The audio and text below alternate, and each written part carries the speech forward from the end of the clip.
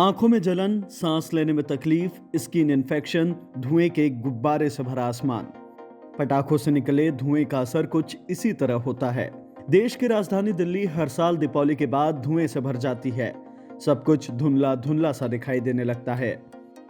ऐसे में हमें कुछ कदम उठाना ही था। हमने पराली जलाने पर रोक लगाई, ऑड इवन का फॉर्मूला अपनाया और पटाखों की बिक्री पर रोक लगाई। लेकिन वो कहते हैं ना, मन माने कैसे। लोग पटाखे जलाना ऐसे ही नहीं छोड़ सकते थे, तो सामने आए ग्रीन पटाखे, जो सामान्य पटाखों की तुलना में काफी कम हानिकारक होते हैं। इस वीडियो में बात ग्रीन पटाखों की। आखिरकार ये हैं क्या? प्रदूषण को रोकने में ये पटाखे कितने कारगर हैं? और क्या इस दिवाली ये पटाखे हवा में जहर घुलने से रोक पाएंगे?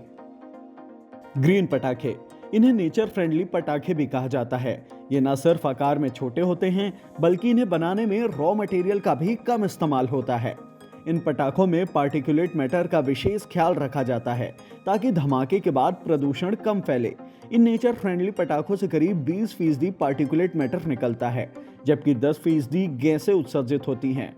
इसमें सबसे खास होता है इनका QR कोड।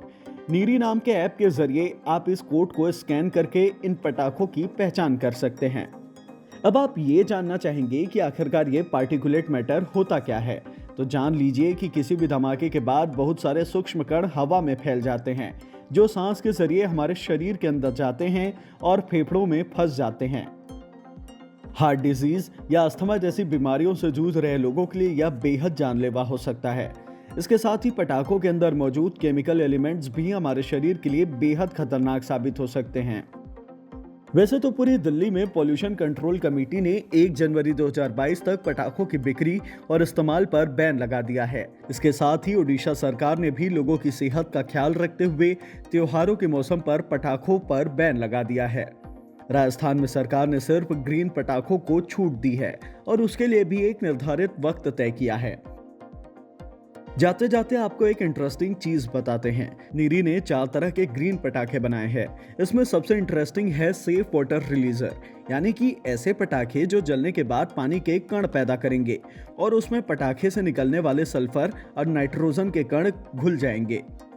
इसके अलावा दूसरा है स्टार क्रैकर, जिसके जलने के बाद सल्फर और नाइट्रोजन कम मात्रा में पैदा होते हैं। तीसरा है सफल पटाखे, जिनमें दूसरे पटाखों की तुलना में 50 से 60% तक एल्यूमिनियम का कम इस्तेमाल होता है। और चौथा है अरोमा क्रैकर्स, जिसके जलने से न सिर्फ कम हानिकारक गैस पैदा होती है, बल्कि अच्छी खुशबू भी आती है। वैसे आप ये जान लीजिए कि ये पटाखे अभी भारतीय बाजारों में उपलब्ध नहीं हैं। ये सभी नीरी की खोज है। इन्हें भारतीय बाजारों तक पहुंचने में अभी वक्त लगेगा।